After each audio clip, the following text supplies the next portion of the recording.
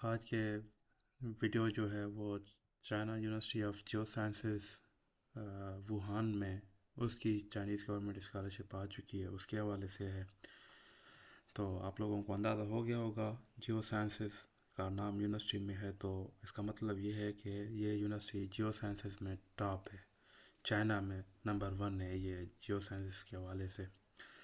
तो ये तकरीबन लास्ट मंथ के 24 तारीख को अनाउंस किया था। थोड़ा कुछ मसरूफियात की वजह से वीडियो नहीं बना सका, तो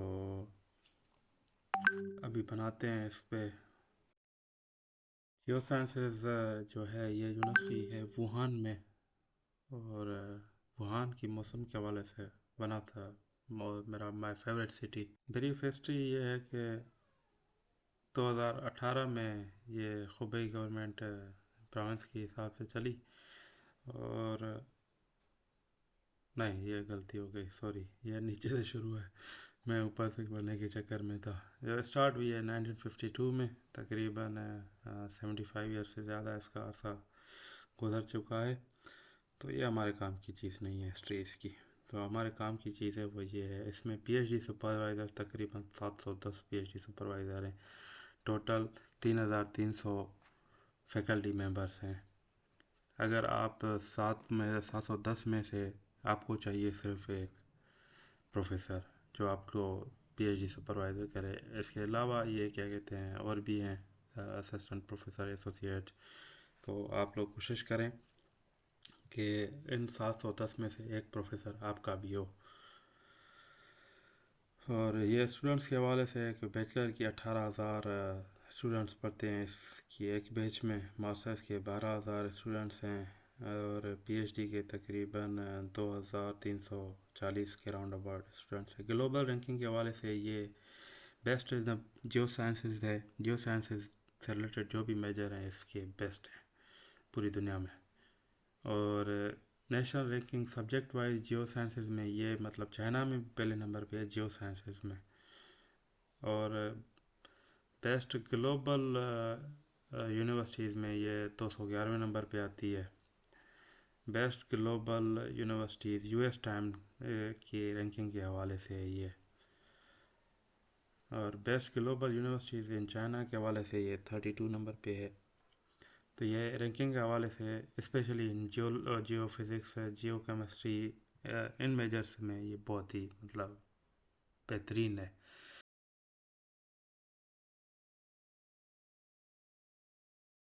इसके अलावा इसमें कोई राउंड अबाउट 21 के करीब स्कूल हैं।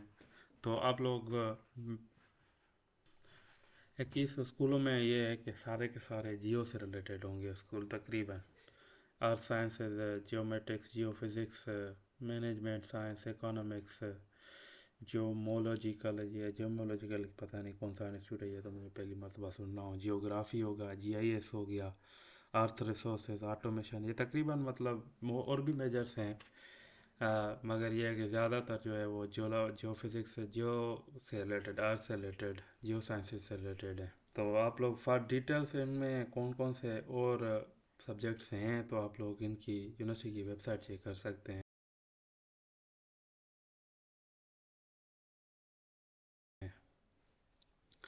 अच्छा, प्रोग्राम्स ये है कि 70 जो है वो बैचलर के लिए प्रोग्राम है इनके, और 34 जो है वो मास्टर्स प्रोग्राम है, और 19 जो है वो पीएचडी के प्रोग्राम्स हैं, और 16 प्रोग्राम्स में ये जो है तकरीबन पोस्ट डॉक्टरेट भी करवा रहे हैं। उसके बाद यह है कि एलिजिबिलिटी क्राइटेरिया ये है कि आपको आप चाइनीज़ नहीं होने चाहिए।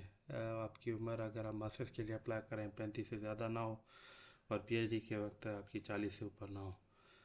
और अगर आप चाइनीज़ स्टार्ट के लिए अप्लाई कर रहे हैं तो आपको आप मस्ट पास एच एस के 4।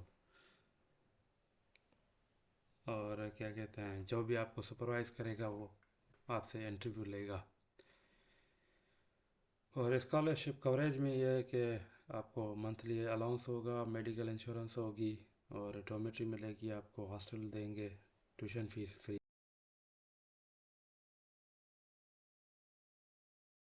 होगी आपकी। मास्टर्स में इंग्लिश स्टार्ट प्रोग्राम्स इनके ये हैं: geology, geological engineering, environmental science and groundwater, petroleum gas, और geological resources and geological engineering, computer science and engineering, marine science, public administration, economics, business administration, ये जो है मैनेजमेंट से रिलेटेड है। बाकी तकरीबन उनके जो है वो जियो साइंसेस से रिलेटेड है।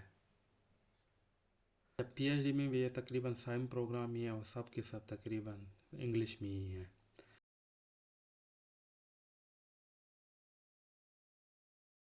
तो आप लोग उनको भी उनमें भी अप्लाई कर सकते हैं। उसके बाद ये है कि इनका एप्लीकेशन प्रोसीजर ये है कि इनका सीएससी का फॉर्म फिल करना है। 10-491 इनका एजेंसी नंबर है, वो आपने अपलोड करना है उसमें सिस्टम में। वो हम थोड़ी देर बाद करते हैं फिल, तो बाद में देखते हैं। और आल्सो क्या कहते हैं, इनका सबमिट डॉक्यूमेंट्स करें सारे के सारे। उसके बाद वेट करना है जब तक वो ये अनाउंस नहीं करते।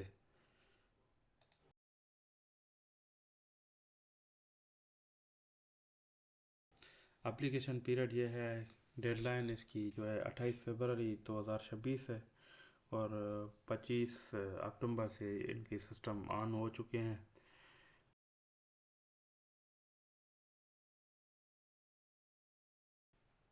एप्लीकेशन मटेरियल्स में सबसे पहले आपका सीएससी फॉर्म होना चाहिए, पासपोर्ट कॉपी होनी चाहिए, नोटरी डिग्री और ट्रांसक्रिप्ट्स होने चाहिए, एचएस के सर्टिफिकेट होना चाहिए आपका। इसके बाद अगर आप चाइनीज़ के लिए अप्लाई कर रहे हैं तो HSK 4 होना चाहिए, नहीं तो फिर आपको क्या कहते हैं, इंग्लिश के लिए आप लोगों को इंग्लिश प्रोफिशेंसी होनी चाहिए। उसके साथ साथ आप लोगों को स्टडी प्लान सबमिट कर रहे हैं नंबर 6 पे। उसमें focus description of academic background, research field आपने वो क्यों चूज़ की है, फ्यूचर स्टडी प्लान, इधर आके क्या करेंगे, brief introduction of why you choose to study in China and CUG। ये मैं बार बार बता चुका हूँ कि इन चीज़ों में किस तरह फोकस करना है और किस तरह लिखना है। तो वे मतलब ये है कि आपको लिखते वक्त वेरी स्पेसिफिक होना चाहिए कि भाई ये चीज़, मतलब अगर से सपोज आप चाइना जाना चाह रहे हैं तो चाइना क्यों, इस यूनिवर्सिटी CUG के अलावा भी मैं पहले बता चुका हूँ कि भाई जियो साइंसेज में ये टॉप है, इसकी फ़लाँ। अब थोड़ा और रिसर्च करें कि इनकी कौन सी लैब जो है वो बेहतरीन है, उसका नाम लिखें कि भाई से सपोज जियोलॉजिकल एस्टेट की लेबॉर्ट्री ऑफ GIS, या कोई भी मतलब जो लैब है is one of the best in China of the CUG, and the professor Fala is one of the best, and he published research in that journal which have inspired me to apply at this university।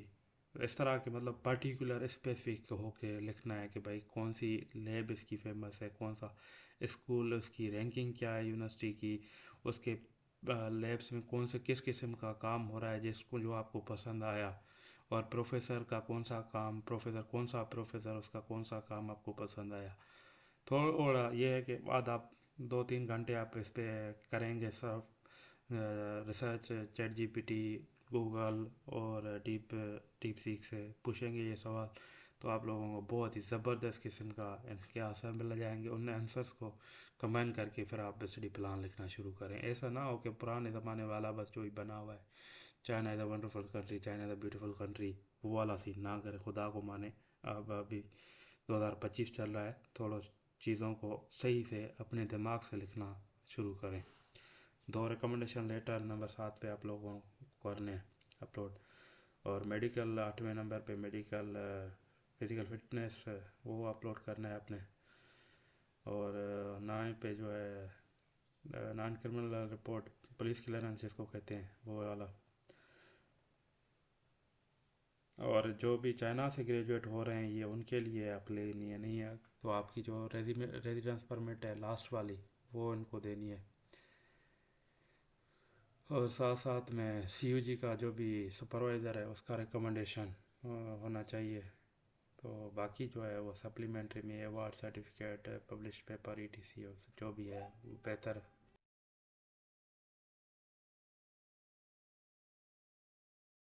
ये very clearly इन्होंने लिखा हुआ है, जिनकी language HSK 4 नहीं है पास, तो वो चाइनीज़ प्रोग्राम के लिए बिल्कुल एलिजिबल नहीं है, वो अप्लाई नहीं कर सकते।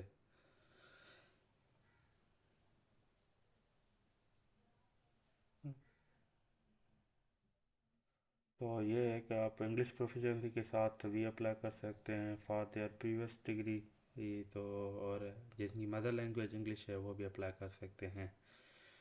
तो उसके बाद आपका ये यूनिवर्सिटी रिव्यू करेगी। रिव्यू के बाद आप लोगों को ये तकरीबन फाइनल रिव्यू के लिए एंड ऑफ जुलाई तक आ जाएगा। उसके बाद आपको 201 form will be sent out from CUG to approved scholarship winner. तकरीबन जुलाई के एंड से पहले पहले आप लोगों को ये JW फॉर्म भेज देते हैं कि भाई आपकी एडमिशन हो गई, कंग्रेचुलेसन, आप लोग आ जाएं China university of Jio sciences.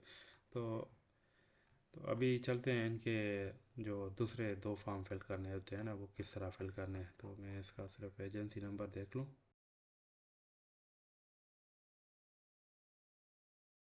पहले नहीं बना हुआ तो आप लोग क्रिएट अकाउंट करेंगे, अपनी ईमेल और नाम वगैरह डिटेल डालेंगे, तो आपका एक एक्टिवेशन ईमेल चली जाएगी आपकी ईमेल पे। उधर जाके आप लोगों को उसको एक्टिवेट करना है, फिर आके उधर लॉग इन करना है। तो मुझे तो मतलब मैंने तो अप्लाई किया हुआ है पहले से ही, तो इसमें लॉग इन करते हैं, साइन इन करूँगा मैं, या लॉग इन करूँगा, ये साइन इन हो गया।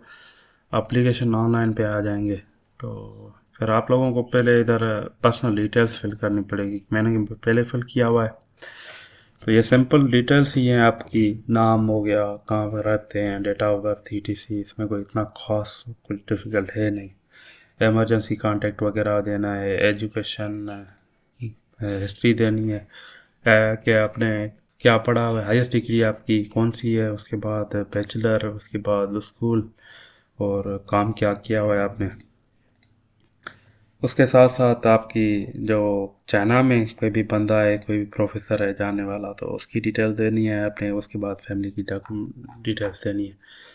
तो ये आप लोगों का फिल हो जाएगा। उसके बाद हमें आ जाएंगे इधर माई एप्लीकेशन पे, इधर जाके हमने टाइप B सिलेक्ट करना है। ठीक हो गया, तो उसके बाद अभी हम इधर जाके एजेंसी नंबर हमने मेरे ख्याल में देखा था, इसका हर बैंड का था। ये हो गया इनका कोड या एजेंसी नंबर। तो ये इसको चेंज करते हैं तो ये आ जाएगा। अगर एजेंसी नंबर से सपोज अगर हम 3 कार्ड देते हैं ना, देखें तो किसी भी कैटेगरी में नहीं जा रहा। तो आप लोग इसको इस तरह पूरा जैसे ही लिखेंगे तो आपको जिस भी यूनिवर्सिटी का अप्लाई करना चाह रहे हैं तो वो उसका हो जाएगा। तो ये हो गया आपका यूनिवर्सिटी, जो हरबन इंस्टीट्यूट ऑफ टेक्नोलॉजी उसकी। उसके बाद अगर चाइनीज़ है तो एक्सीलेंट, नहीं तो नो कर देनी है आप लोगों ने, पुअर कर देनी है, नन कर देनी है। Same for English. और अप्लाई मैं PhD के लिए कर रहा हूँ इंग्लिश में, और इंजीनियरिंग या मैनेजमेंट या नेचुरल साइंस। तो इसमें जो मेजर हैं, इसमें से सपोज़ हमने पहले क्या कहते हैं, इधर मेजर्स हमने देखे हुए थे PhD के लिए।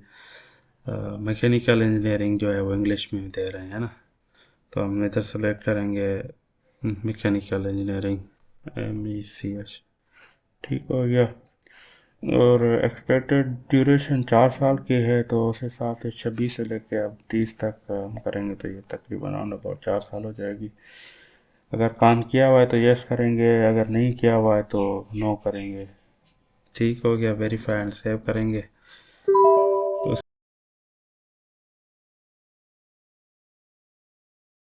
उसके बाद चले जाएंगे हमारे डॉक्यूमेंट्स पे। ID फ़ोटो आपका होना चाहिए, प्रोफेशनल लुक वाला होना, ऐसा ना है कि कोई सेल्फी ली हो वगैरह वगैरह उसमें। मतलब एक प्रोफेशनल लुक वाला फ़ोटो होना चाहिए आपका। डिग्री ट्रांसक्राइब्ड आपके नोटराइज होने चाहिए। अगर आप लोगों ने PhD के लिए अप्लाई करना है तो बैचलर और मास्टर्स दोनों को मर्ज करके आप लोगों ने अपलोड करना है। ट्रांसक्रिप्ट भी इसी तरह। स्टडी प्लान आप लोगों ने इधर अपलोड करना है। रेफरेंस लेटर या रिकमेंडेशन लेटर 1 2 दोनों इधर अपलोड करने हैं। पासपोर्ट होम पेज, और फिज़िकल एग्जामिनेशन जो है वो आप लोगों ने इधर फिल करना है। ये पेपर्स आपके हैं तो वो अपलोड करने हैं, अगर नहीं है तो ये मैंडेटरी नहीं है।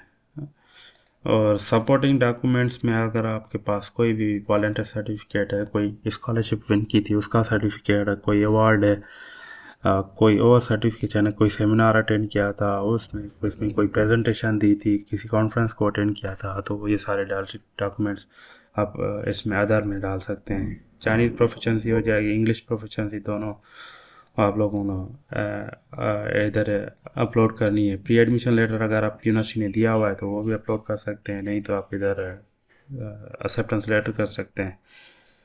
और पुलिस क्लियरेंस सर्टिफिकेट लाजमी है, वो आप लोगों को इधर अपलोड करना है, उसके बाद आप लोगों ने सबमिट करना है। तो ये तो हो गया CSE का फॉर्म।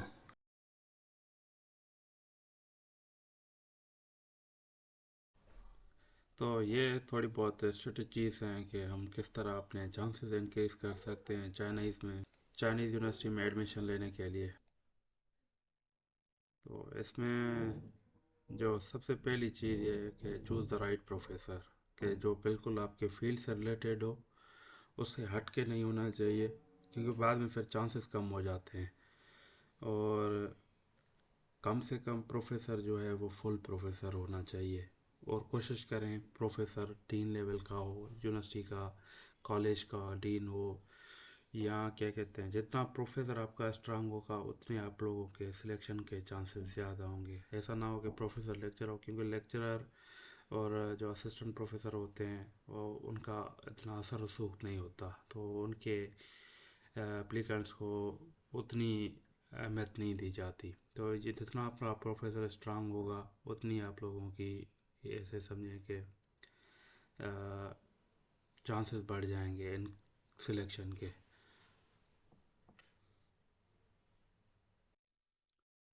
उसके बाद दूसरी बात ये है कि क्या कहते हैं, CGPA आपका आशा होना चाहिए। CGPA matters. ये बंदे जो कहते हैं कि भाई CGPA का मसला नहीं है, CGPA का ये है कि जितनी ज़्यादा हो उतनी अच्छी है। 4 आउट ऑफ 4 हो तो क्या ही बात है, 3.5 है तो भी बेहतर है, 3 से अब वो बेहतर है। बाकी ये है कि अगर आप बाई चांस अगर आपकी कम है, अगर 2.7 है, 2.5 है, तो इसके लिए ये नहीं है कि आप कुछ नहीं कर सकते, अप्लाई ना करें। आप अप्लाई लाजमी करें।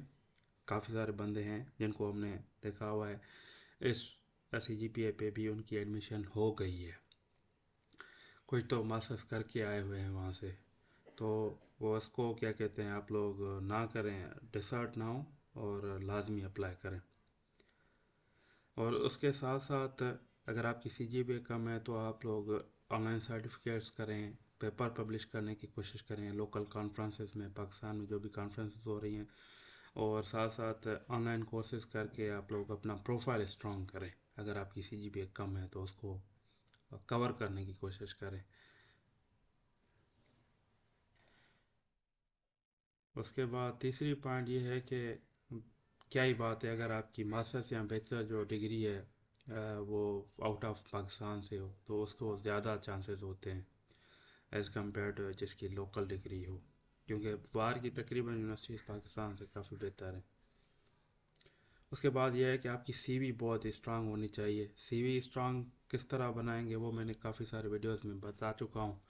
और A to Z मतलब उसमें चीज़ें होनी चाहिए। आप कौन है, आपने क्या किया हुआ है, आपने कौन से सब्जेक्ट पढ़े हुए हैं, आपने कौन से रिसर्च प्रोजेक्ट किए हुए हैं, आपने कौन सी पब्लिकेशन लिखी हुई हैं, ये सारी डिटेल्स उसमें होनी चाहिए। वॉलंटियर वर्क आपने क्या किया हुआ है, आपको सॉफ्टवेयर कौन से आते हैं, ये सारी डिटेल्स होनी चाहिए। स्ट्रांग CV उस पर मैंने वीडियो बनाया हुआ है, मैं इसकी डिस्क्रिप्शन में ऐड कर दूंगा, आप लोग वो देख सकते हैं इसके लिए। उसके बाद यह है इम्पोर्टेंस ऑफ पब्लिकेशन के हवाले से, यह है कि पब्लिकेशंस आपका बहुत ही मैटर करती हैं आपकी सिलेक्शन में, अगर आपके पास हैं तो। अगर नहीं है तो फिर तो कुछ भी नहीं कर सकता बंदा।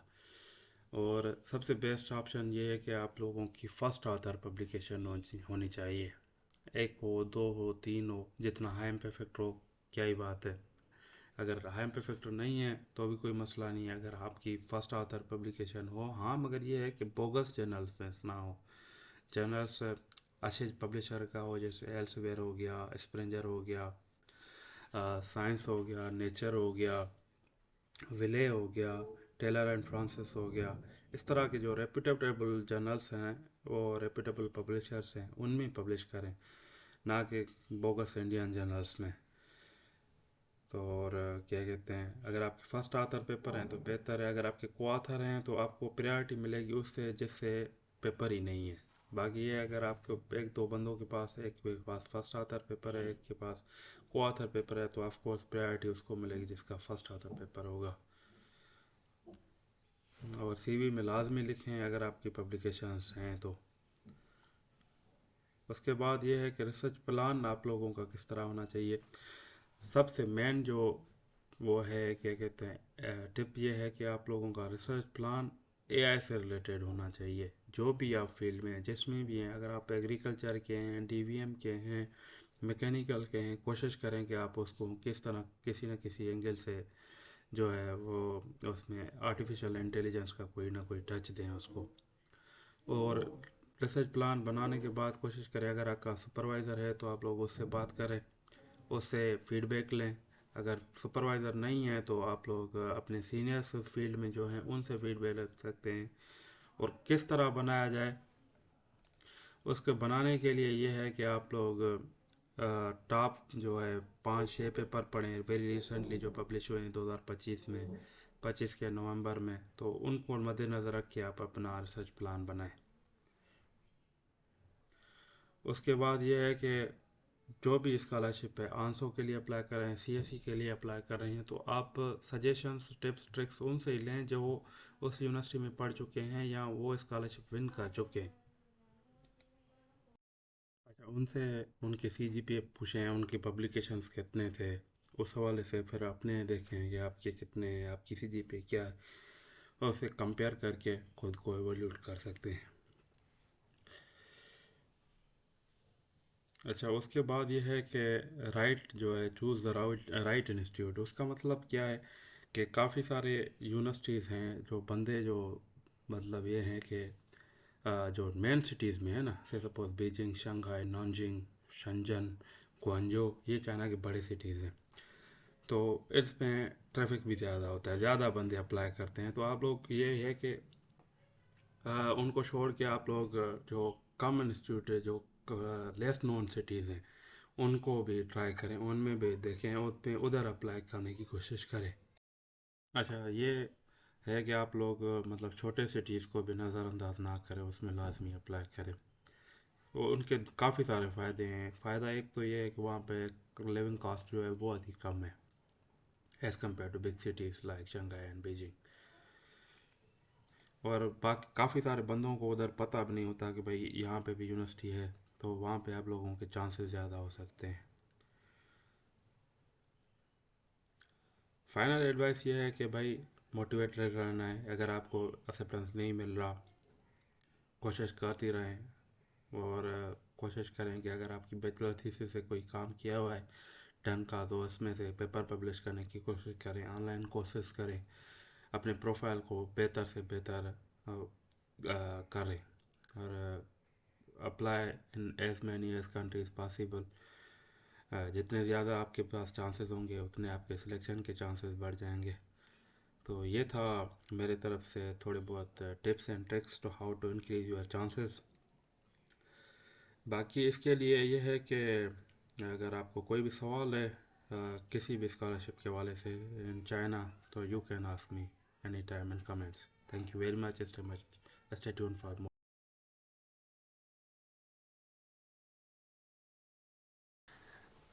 होता कुछ इस तरह है कि जो पीएचडी या मास्टर्स स्टूडेंट्स स्कॉलरशिप के लिए सर्च करते रहते हैं और ईमेल सेंड करते रहते हैं, कभी कभार 500 और 1000 ईमेल सेंड करने के बावजूद भी एक्सेप्टेंस लेटर नहीं मिलता। तो ये जो है एक तल्ख हकीकत है, वो हम सुनते रहते हैं। कभी ग्रुप में कौन पूछता है, कभी कोई और पूछता है कि सर मैंने इतनी ईमेल सेंड कर दी हैं फिर भी कोई रिप्लाई नहीं कर रहा, कोई प्रोफेसर रिस्पांस नहीं कर रहा। तो उस चीज़ को मद्देनज़र रखते हुए 2020 का मेरा एक पर्सनल तजुर्बा है, वो मैं आप लोगों के साथ शेयर करने जा रहा हूँ आज। जिसमें मैं बताऊंगा कि भाई आप लोग एक्सेप्टेंस लेटर किस तरह ले सकते हैं।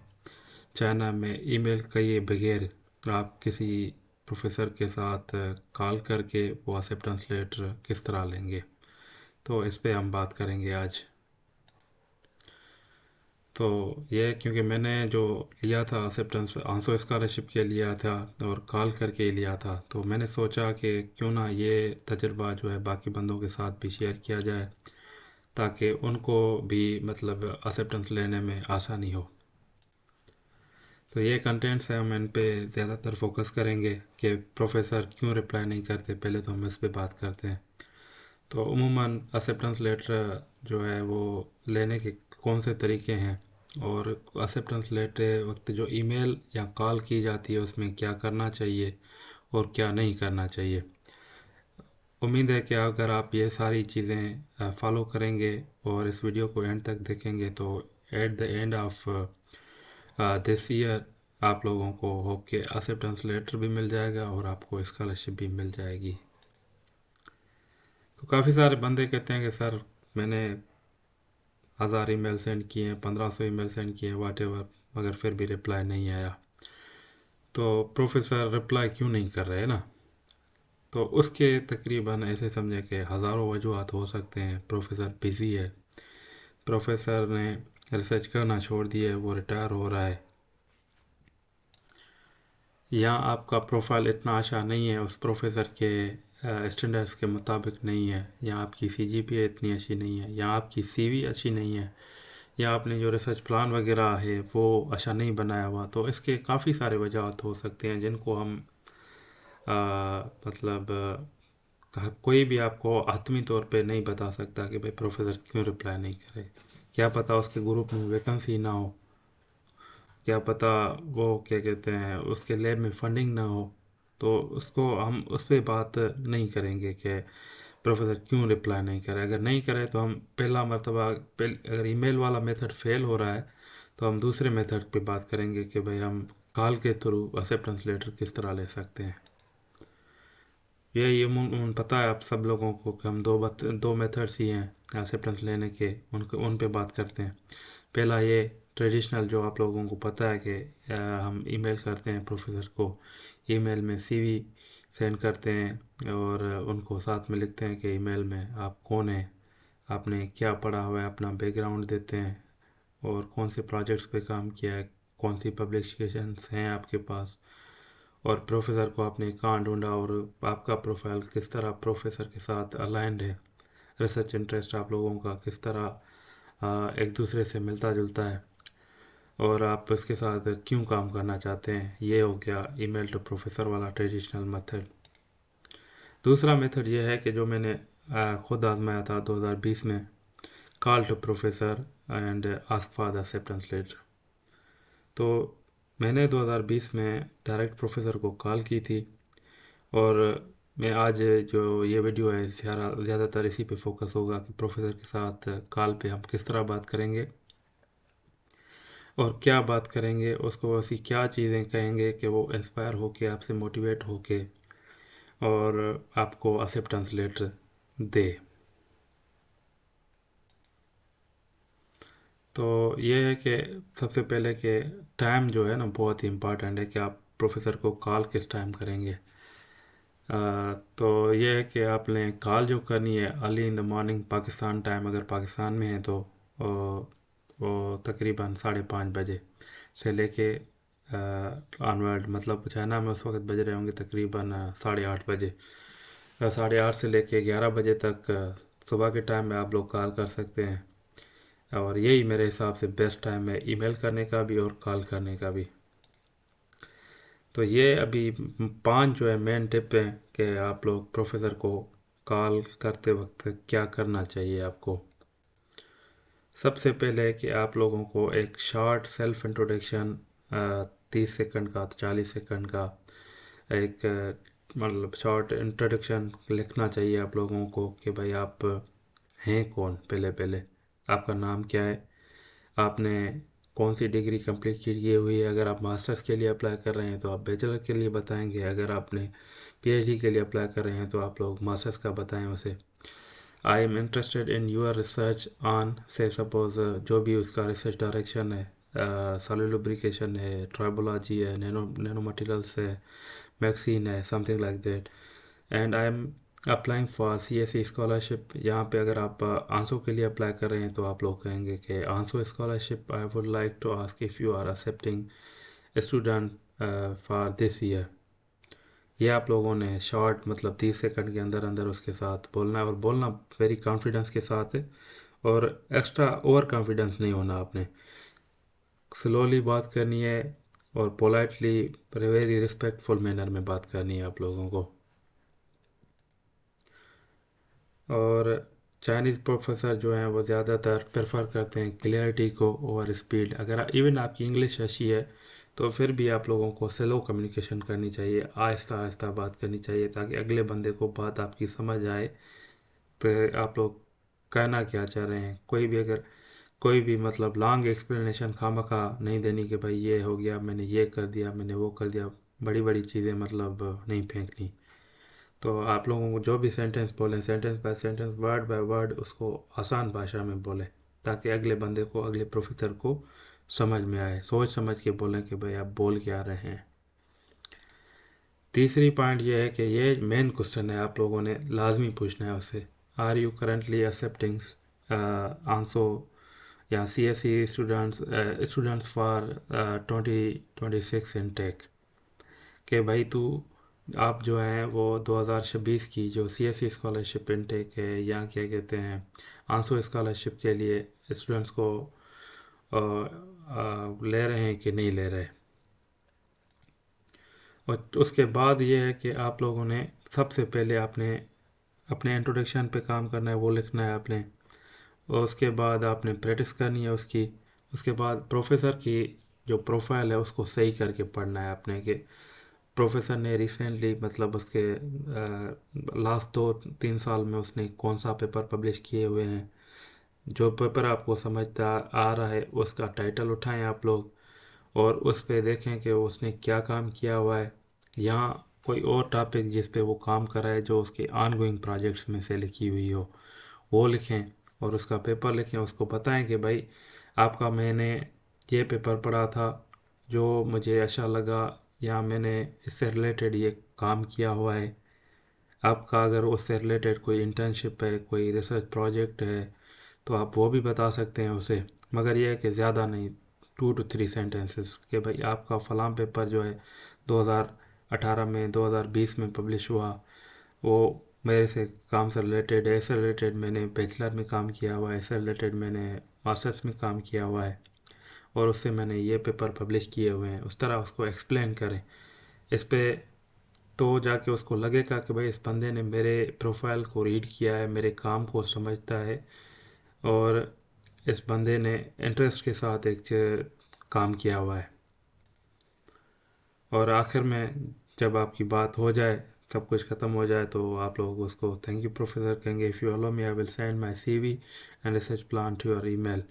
एक पोलाइटली मतलब उसको प्रोफेशनल वे में कॉल को एंड करना है। तो ये है मतलब क्या कहते हैं मेरे आंसू स्कॉलरशिप का जो है एवार्ड लेटर, जो 2020 में 25 जुलाई 2020 ये डेट लिखी हुई है उन्होंने उस वक्त तो उन्होंने भेजा था मुझे।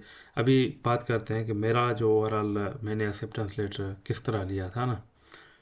तो ये है कि तकरीबन 2018 में मैंने एक पेपर पढ़ा था, मेरा जो करंट सुपरवाइज़र था PhD में उसका, वो मैंने 2018 में से उसको फॉलो किया हुआ था कि अगर मैं चाइना में PhD करूँगा तो मैं इस प्रोफेसर के साथ करूँगा, उसके सुपरविजन में करूँगा।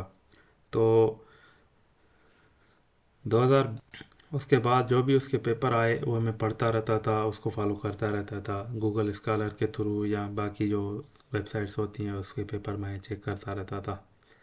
उसके बाद तकरीबन 2020 की ऐसे समझें कि मार्च अप्रैल शुरू हो गया, तो मैं अप्लाई कर रहा था CSE के लिए, तो एक्सेप्टेंस मिल गए थे, मैंने अप्लाई भी कर दिया था 2-3 यूनिवर्सिटीज़ में। तो अभी आंसू के मतलब तकरीबन जो भी मेरे से रिलेटेड प्रोफेसर थे मैंने उनको ईमेल कर दिए थे, कोई रिप्लाई नहीं कर रहा था। तो एक दिन बैठे बैठे मुझे मतलब ख्याल आया कि यार वे बंदे क्यों नहीं रिप्लाई कर रहे ना। थोड़ा हालांकि उस वक्त 2-3 पेपर पब्लिश भी हो चुके थे, प्रोफाइल भी अच्छा था। चाइनीज़ लैंग्वेज का भी कोर्स हमने किया हुआ था, मास्टर्स चाइना से था, तो प्रोफाइल मतलब काफ़ी स्ट्रांग था ना। तो एक डिप्रेशन टाइप का मतलब फ़ील हो रहा था ना कि यार इस बंदे ने इतने सारे बंदों को ईमेल की हुई है, फिर भी ये बंदे रिप्लाई नहीं कर रहे ना, ये तो गलत हो रहा है। तो फिर मुझे याद आया कि 2018 में मैंने एक प्रोफेसर का पेपर पढ़ा था और उसके ये पेपर, तो फिर मैंने उसका प्रोफाइल मतलब चेक करना शुरू कर दिया ना। फिर उसकी वेबसाइट पे जाके मैंने चेक किया कि वो प्रोफेसर जो है वो चाइनीज़ एकेडमी ऑफ साइंसेस का है, और वो चाइनीज़ एकेडमी ऑफ साइंसेस जो है आंसो के उसमें आ रही है, आंसो स्कॉलरशिप, उसमें हम अप्लाई कर सकते हैं। तो फिर मैंने उसका नंबर ढूंढा, पहले उसको ईमेल की, पहले मैंने उसको ईमेल की, ईमेल का रिस्पांस नहीं आया था, उसने भी नहीं किया था। तो फिर मैंने उसको डायरेक्ट नंबर निकाल के उसको कॉल की, कॉल करके मैंने उसको हेलो हाय किया। हेलो हाय के बाद मैंने उसको बताया कि 2018 में मैंने आपका ये पेपर पढ़ा था, 2019 में मैंने ये पढ़ा था, और तो उससे रिलेटेड मैंने मास्टर्स में ये काम किए हुए हैं, और मैं आंसू स्कॉलरशिप के लिए अप्लाई करना चाह रहा हूँ। अगर आप लोग मतलब मुझे अपने ग्रुप में एक्सेप्ट करते हैं तो मैं अप्लाई करूँगा आंसू स्कॉलरशिप के, वो which will be provided by Chinese academy of sciences. तो कहता है कि ठीक है, मतलब आप मुझे अपनी सीवी फिर से सेंड करें और मैं आपको सीवी देख के फिर बताता हूँ। तो मैंने उसको सीवी सेंड कर दी प्रोफेसर को। 2-3 दिन बाद उसने फिर मुझे मैसेज किया कि भाई आप अपने जो है सुपरवाइज़र उसका नंबर भेजें मुझे, मास्टर्स वाला। मैंने उसका सुपरवाइज़र का नंबर भेजा, तो उसने मेरे ऊपर उसकी फीड कमेंट्स लिए कि भाई इस बंदे ने रिसर्च किस तरह की हुई है, और किस तरह का इसका एटीट्यूड है रिसर्च के हवाले से, या पढ़ाई में अच्छा है नहीं है, वाट एवर, मतलब उन्होंने काफ़ी सारी बातें की ना। तो मेरे मास्टर्स वाले प्रोफेसर ने उसको अच्छे कमेंट दिए कि भाई अच्छा बंदा है, काम किया हुआ है, ये पेपर इसने लिखे हुए हैं। तो उसके बाद उसने कहा कि ठीक है, मैं तुम्हें एक्सेप्ट करने के लिए तैयार हूँ, मगर यह है कि उससे पहले हम इंटरव्यू लेंगे आपका। तो फिर उन्होंने एक इंटरव्यू अरेंज किया था तकरीबन 3-4 दिन बाद। उसमें 4 बंदे थे, 4 बंदों ने कोई राउंड अबाउट 30-40 मिनट का इंटरव्यू लिया था, 10-10 मिनट 15-15 मिनट के हवाले से। तो उसमें उन्होंने यही पूछा था कि भाई तूने ये जो काम किया हुआ है मास्टर्स वाला, उसमें कौन से टेक्निक्स यूज़ किए थे, कौन सा मटेरियल यूज़ किया था, कौन सी मतलब टेक्निक, कौन सी ये करेक्टराइजेशन जो है टेक्निक यूज़ की थी, और क्या रिज़ल्ट थे, और मतलब तकरीबन जो भी था वो मास्टर्स की थीसिस में से था और मेरे जो पेपर्स थे उनके वाले से था। और उसके साथ साथ उन्होंने ये पूछा था कि भाई चाइनीज़ एकेडमी ऑफ साइंसेस में पीएचडी क्यों करना चाह रहे हो, और उसके साथ उन्होंने अपनी लैब के हवाले से पूछा था कि लैब के बारे में आप क्या जानते हैं, कि हमारे कौन से प्रोजेक्ट चल रहे हैं, और आप आएंगे तो किस प्रोजेक्ट पे काम करेंगे हमारे साथ। तो मैंने सारी इन चीज़ों का डिटेल में, और बाद में एक प्रोफेसर था उसने कोई थोड़ी बहुत चाइनीज़ में बात की थी तकरीबन 5-6 मिनट। तो ये चाइनीज़ प्रोफिशिएंसी चेक करने के लिए। तो ओवरऑल मतलब इंटरव्यू एक बहुत ही एक अच्छा मतलब रहा था मेरा इंटरव्यू। तो उसके इंटरव्यू के बाद तकरीबन राउंड अबाउट 3-4 दिन के अंदर अंदर उन्होंने ऑफिशियल एक लेटर भी दिया था मुझे, और कहा था कि आप 500 के लिए अप्लाई करें, हम आपके लिए ऑनलाइन फॉर्म फिल कर देंगे।